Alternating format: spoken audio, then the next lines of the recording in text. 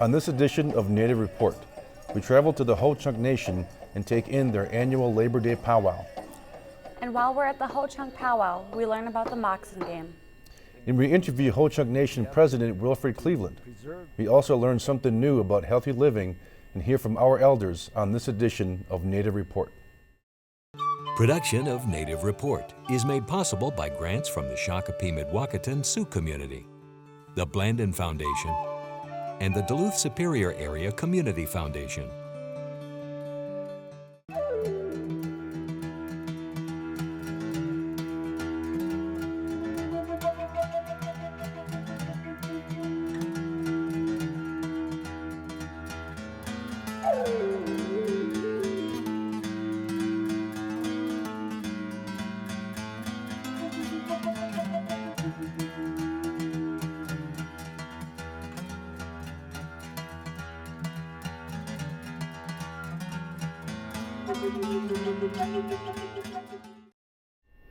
Welcome to Native Report. I'm Ernie Stevens. And I'm Rita Aspinwall. Twice a year, Memorial Day and Labor Day, the Ho-Chunk Nation welcome all friends and neighbors to attend their powwow, held as a celebration of thanks. The drums provide the heartbeat of the nation, the songs echo the ways of the old people, and the dancers are testaments that the past is alive in the present. Join us now as we attend the Ho-Chunk Labor Day powwow.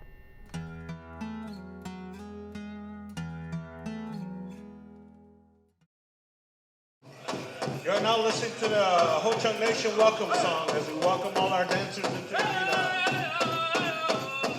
It's a beautiful Labor Day weekend, and grand entry at the Ho-Chunk Nation Andrew Blackhawk Memorial Powwow Grounds is underway. This is a special place and has been utilized as a ceremonial and social center, as well as powwow grounds since the late 1800s. It is listed in the National Register of Historical Places. You know, this land was given to us by an elder by the name of Andrew Blackhawk. He was a World War I veteran. There's a monument on the other side over there that states why he gave it to us. A part of that is to unite the people.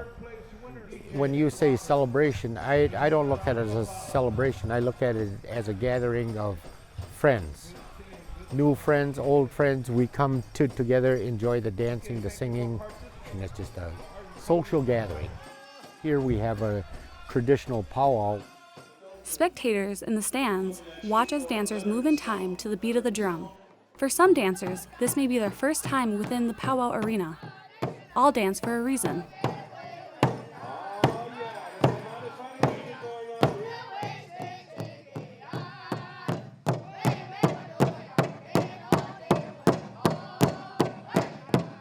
When I dance, I pray for who is ever sick, or, I'm not a very good prayer, but I pray, for my family and hoping that they have a better life and so on.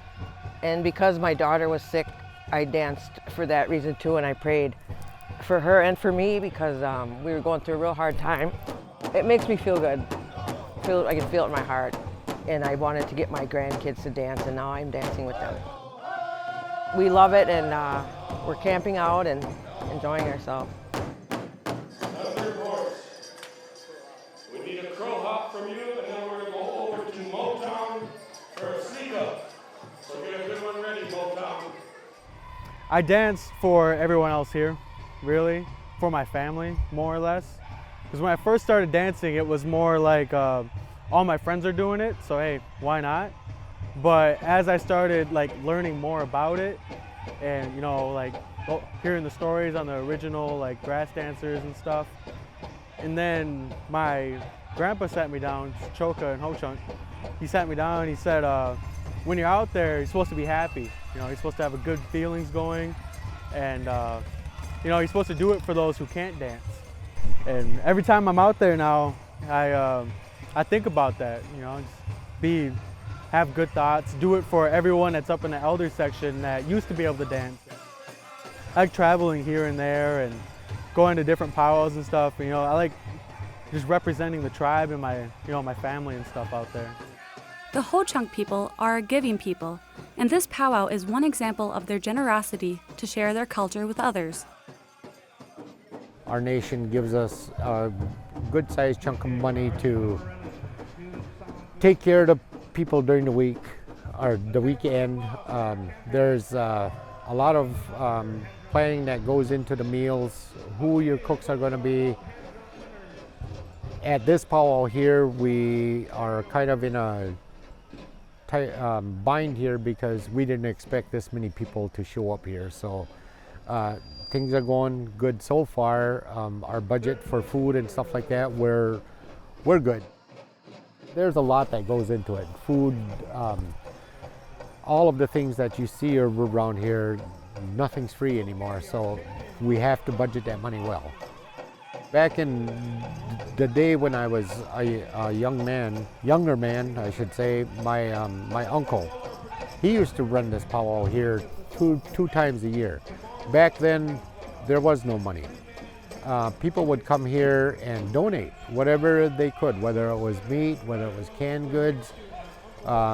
There was monetary money that was given to him to bring the people together to enjoy the singing and dancing, and as I said, friendships. I don't work for the nation. I work out in the public sector, and there was one of my co-workers asked me what I had planned for the weekend, so I kind of give him an update on we're planning to have this big powwow over here, and he said, "Is this for just your tribe?" And I said, "No." I said, "Whoever wants to come over there, it's open to the public. So, if you or your family or whoever, want to stop by, it's a place to learn different cultures. And in our schools and stuff, I don't feel that there's enough of that shared. So when we opened this up to the public, here we are, we had a dance contest out there.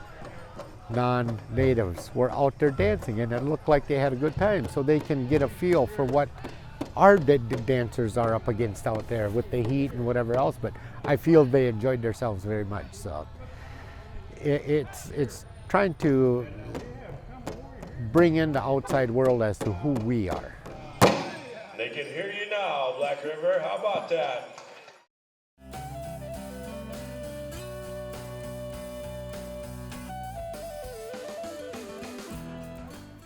I'm Dr. Arnie Vainio, and today we'll be talking about DVTs. A DVT, or deep venous thrombosis, is when a blood clot develops in a vein.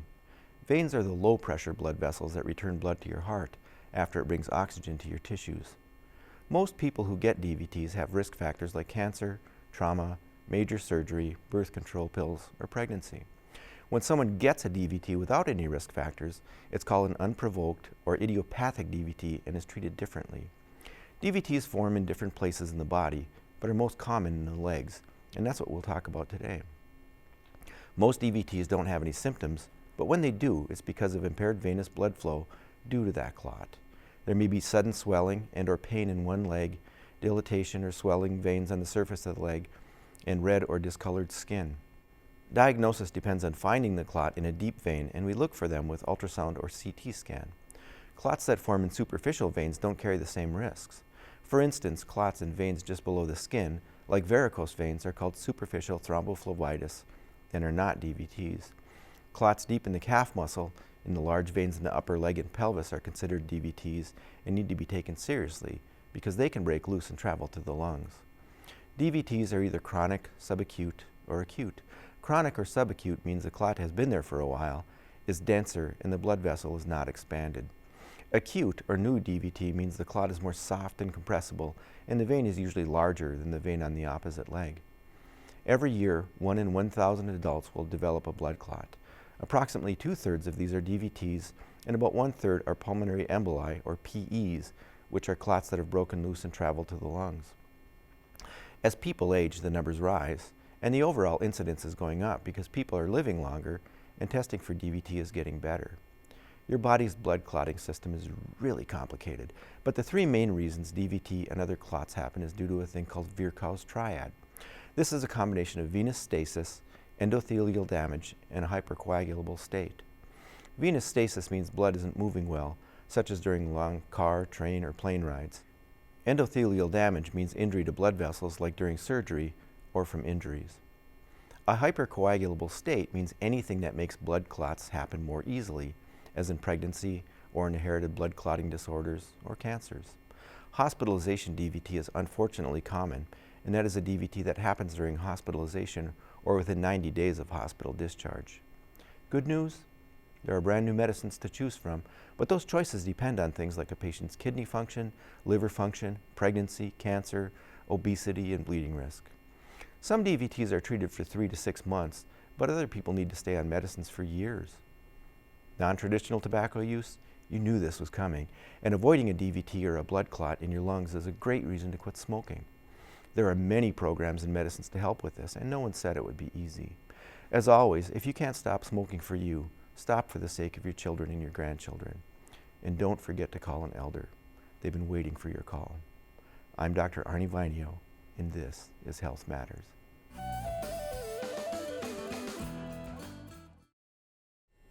The Moccasin Game is a gambling game once played by most Native American tribes in North America. The game's popularity waned over time, but in recent years, it's been making a comeback. Come with us now as we watch and learn more about this game that combines both luck and strategy.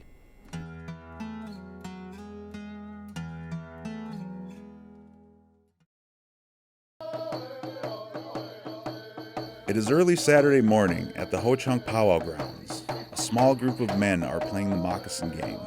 It is an old game whose origins have been lost over time.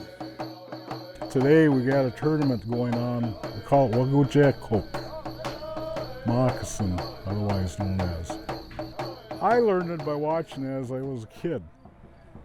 And I used to enjoy singing, so I'm trying to teach my younger ones how these songs go. And our songs are sometimes taunting songs, edging on the opponent.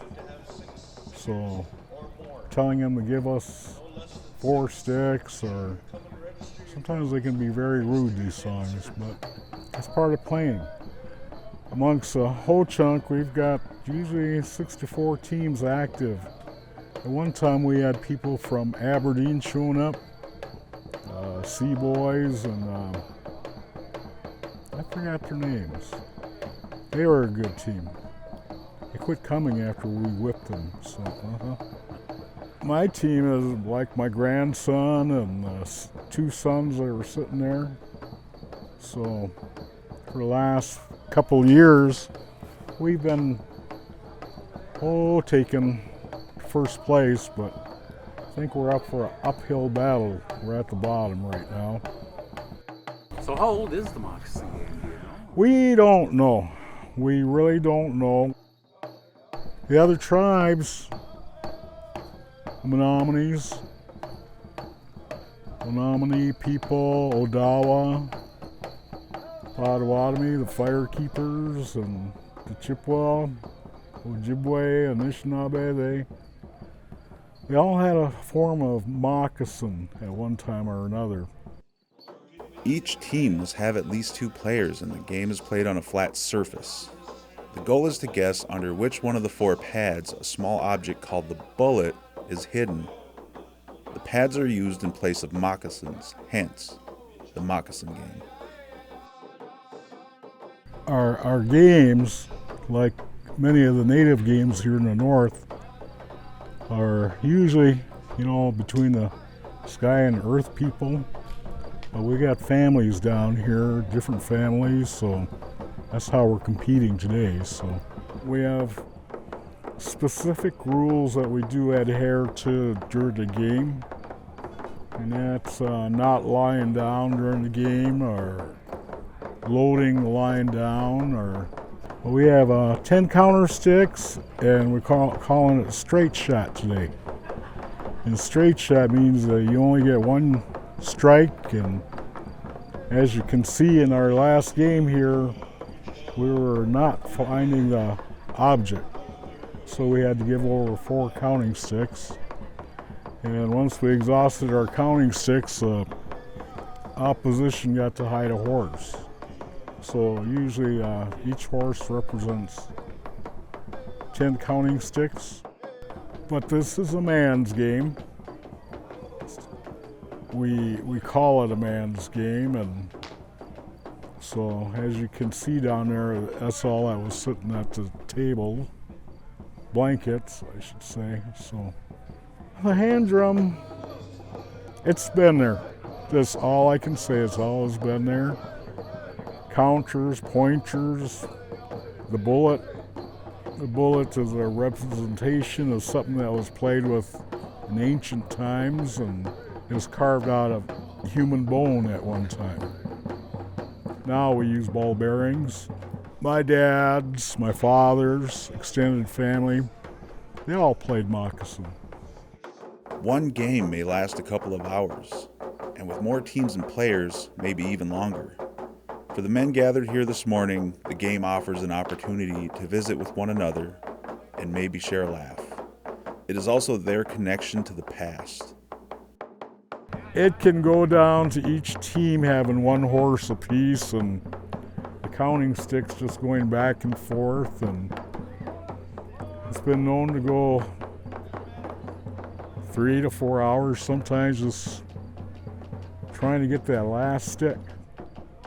This game here is almost left, and it's resurging itself, just like lacrosse is now.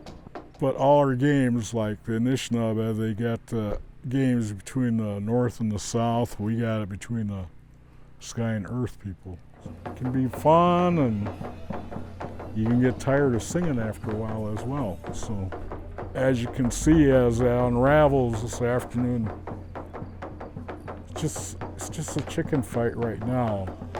After the first round is done, then we get down to seriousness. So. And it gave our team time to study the individual who was loading the moccasin, and facial, body reading, and as you can see, we weren't too good at reading today. That's moccasin for you.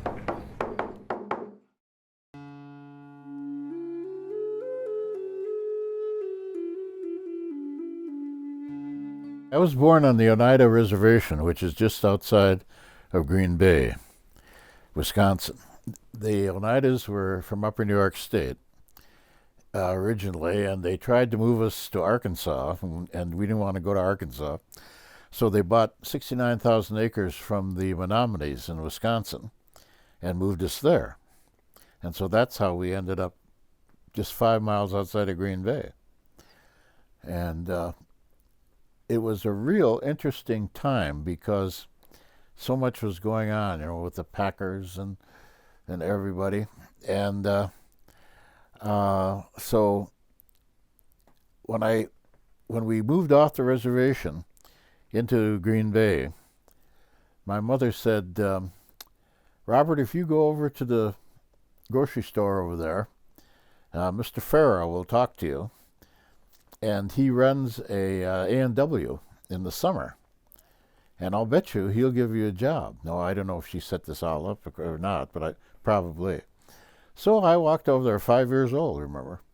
And I said to Mr. Farah, well, do you have any jobs? And he said, oh, yes. He said, you come over here every day at 4 o'clock and pick up all the papers that blew off the trays, and I'll pay you a nickel and a root beer. So that was my first job.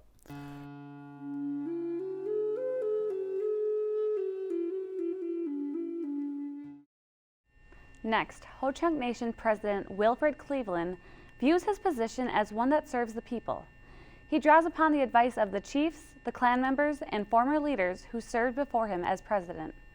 It's a challenging job, but one that President Cleveland finds rewarding.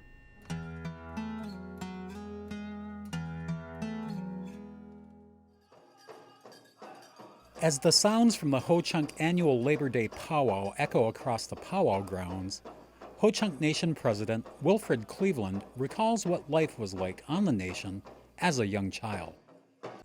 I grew up around the Indian Mission, Black River Falls area. I went to high school here, graduated here. We still had our primitive lifestyle, outside toilet, no running water, lamps at night, those types of things, and this was like in the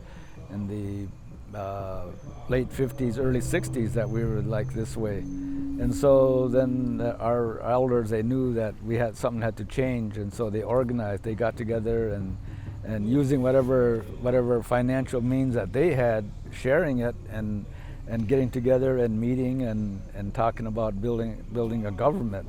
And they organized what is called the Wisconsin-Winnebago Business Committee, and then from there, we were able to receive federal grants, to improve our housing, look at our health, trying to form some type of a government to be able to get these kinds of assistance.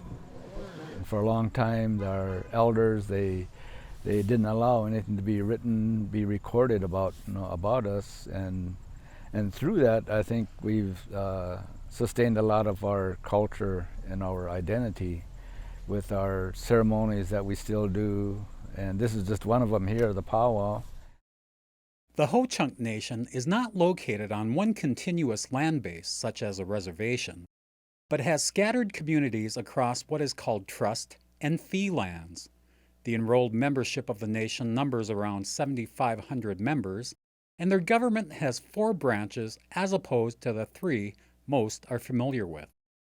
I've been pretty much involved with our Ho-Chunk Nation like the majority of my life in one aspect or another, and that I've seen the changes come about, and as a young person, was aware of, like, there's elders that lived around us, so aware of the ceremonies that they'd done, and our parents, taught us not to be intruding on when things are being done. So we kind of kept our distance and just observed, what was taking place. We have a unique government. We have a 4-branch government, which isn't, I don't know if that's anywhere else. We have our legislative branch, which makes the laws. We have the executive branch, which I'm the head of, which enforces the laws. Then we have our judiciary branch, which makes sure that we're abiding by the laws. Then we have our general council branch, which is the overall people of the Ho-Chunk Nation. What is the relationship with the state like? I think it's a matter of educating. The big thing is to educate them and everything that I'm saying, and for them to realize that this is real. What we're talking about is real. Everything that we do. And then once they realize it and accept it, and then we in turn can negotiate, I guess, about things, for a better understanding, for a better relationship.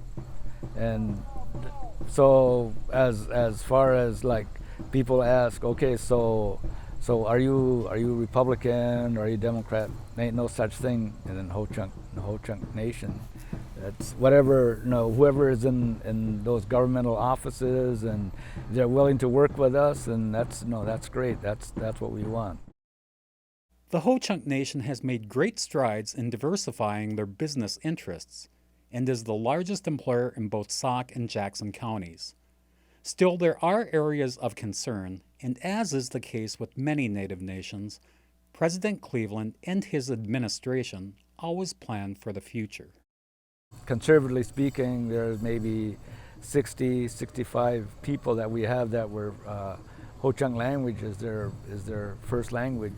They learned it at home, and so that number is gradually getting smaller and smaller because of our elders leaving and going into the spirit world. So we have our language program within this government to try to maintain our language and show the importance to our young people that language is a part of who we are. Our elders say that once we lose our language, then we're no more. And that's kind of one of my dreams, I guess, that I'd like to see, that we as Ho-Chunk people would be able to do that, just to communicate with each other in our Ho-Chunk language. And now we're at this point here where my generation has to make preparations for our future generations, so that all that we enjoyed as far as our culture, our identity, that would be maintained, but they would still have the means to live a lot more comfortable than I did, and trying to make life easier for them and make myself accessible to them. My thought on it, it's more of a servant for the people.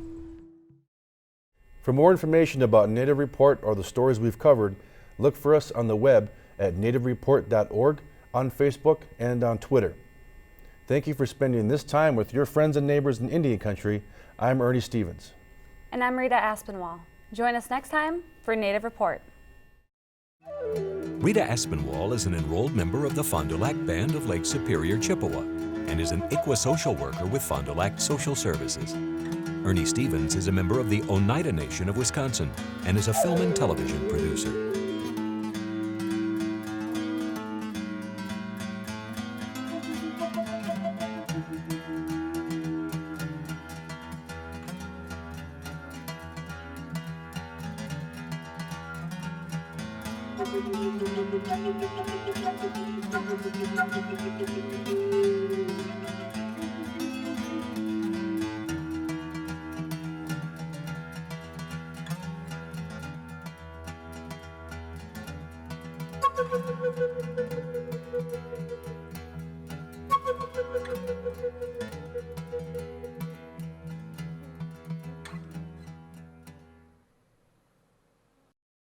Production of Native Report is made possible by grants from the Shakopee-Mdewakanton Sioux community, the Blandin Foundation, and the Duluth Superior Area Community Foundation.